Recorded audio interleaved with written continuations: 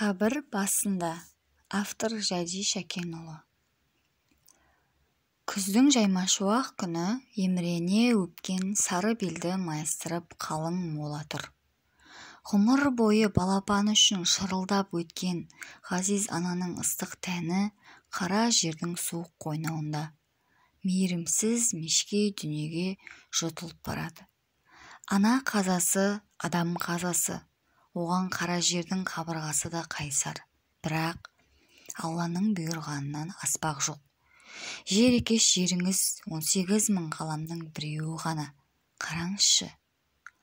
Алла қара жерге айтты: мынау ғұмырдан қайтқан пенделерді өз қойныңа тапсырамын деймін. Жер айтты: ей Алла, өмірге әкелген пендеңнің бәрі періште емес. Оның тап-таза балғын тәніне алақанымды тосып алақайлап едім. Енді лас блапыт етіп, көкірегін арамдықтың ұясына айналдырып, маған табыстағаныңа көне қоймаспын-ау. Алла айтты: қара жер, сен есіңе алшы. Мен оны сенің топырағыңнан алып, балшыққа айналдырып, жан салып едім. Өз топырағыңды өзіңе қайтарсам, оны неге алмайсың?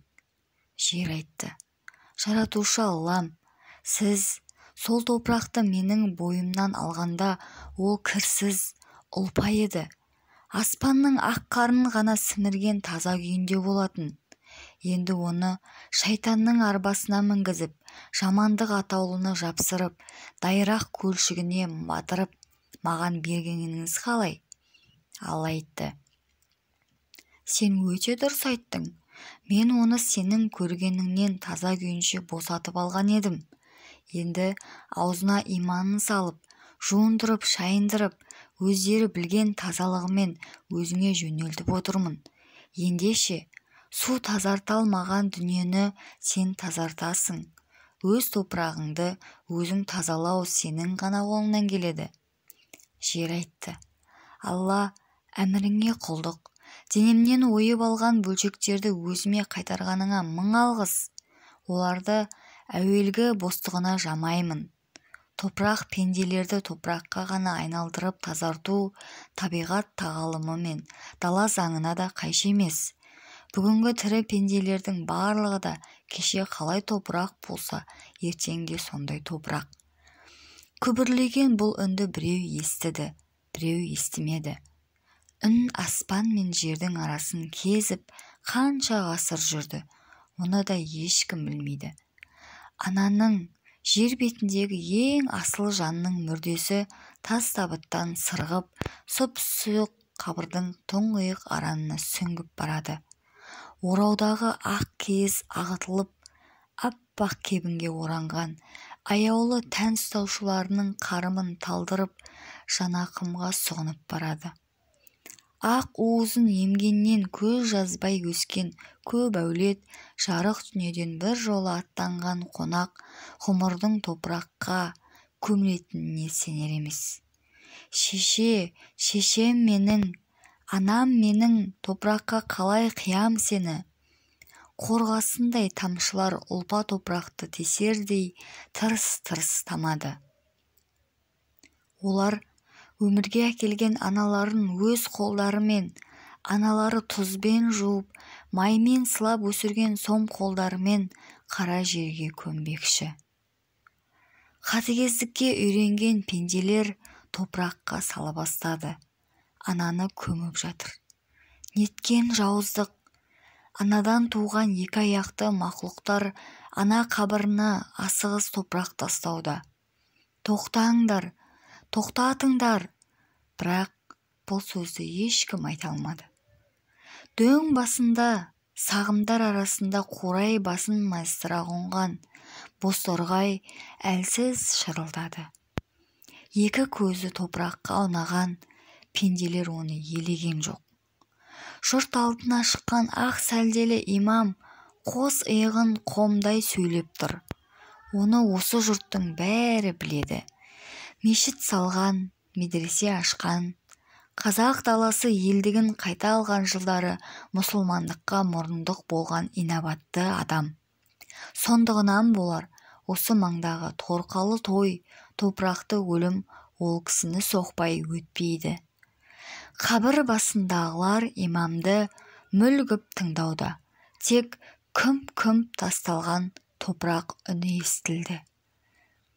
Балапан басына, тұрымтай тұсына тартып, жерді додаға салған бәріңіз білесіздер. Сол тұста әкімдердің есігін тоздырып, толашыққа бөлінген жерден осы алақандай төбені алғанбыз. Біреудің анасы, біреудің мынасы дегендей марқұм болғандарға соңғы мекен болды. Жер алтынға айналған мына күнге ешкімнен ақы дәметпедік. Жұрт ішінде ұсақ күбірлер шықты. Расау, жалғыз басын біресе онда, біресе мұнда сүйреп талай жанның сауабын алды. Егер бұл кісі болмағанда, жаназа шығарғанды қойып, шарапқа сылқия тойып, әлі талайды кебінсіз көмер едік. Алла тағала сауабына жазсын. Имам тамағын кенеп, жұрттың төбелесінен асыра көз тастап сөзін жалғады. Қазір заман өзгерді. Біздің қолымызда Құран аударып, мешіт қарап отырған 5-6 бала бар.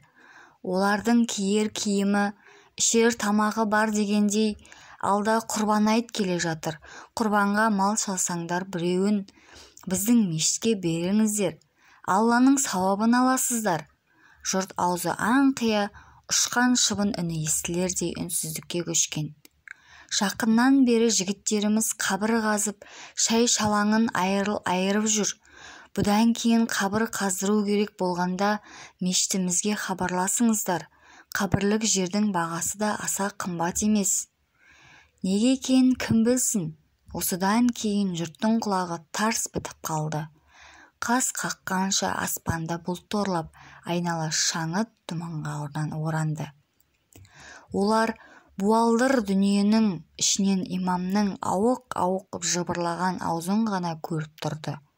Ақсиған тістерінің арасынан қып-қызыл сүйір тіл жылтың-жылтың етеді. Одан жоғары сексеуілдікіндей 2 шоқ тұманды тесіп тұр. Жұрт қабір басынан ауыр жүгар қалап, еңсесін көтере алмай қайтты. Артта олардың қимас жандары қалды. Арттағылардың барлығы төбе басына жиылып, өздерінен алыстап бара жатқан тірілер тобын үнсіз ұзатуда. Жер бетіндегі тірілер қара жердің құшағына енгенде ғана бір-бірімен теңеседі.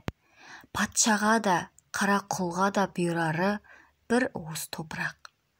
Қазір олардың көзін шел басқан, алысты көре алмайды, бірақ оларды кешіруге тура келеді.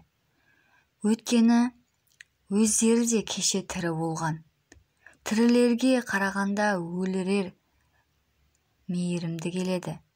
Адамдарда жалғыз ғана мекен бар, ол қара жер. Қара жердің құшағы қашанда ыстық. Бұл өлгендердің уәжі. 2 дүние үшін табиғат қана мәңгілік. Ол сол мінезін тағы бір мәрте танытқысы келіп, түк сезбегендей, сары жондағы үлкенді кішілі молаларды баяғыдай маужырай сүюде. Ал топырағы суып үлгермеген екеудің шыбын жаны торғайға айналып, өлгендер мен тірілердің арасында шырылдай ұшып жүрді. Олардың бірі ана, бірі имам еді. Әңгіменің авторы Жәди Шәкенұлы, оқыған Айдана Серікбайқызы. Видео сіздерге ұнаса, пікір қалдырып, лайк басып, каналға тіркеле кетіңіздер. Маған қолдау білдіргендеріңіз үшін рахмет.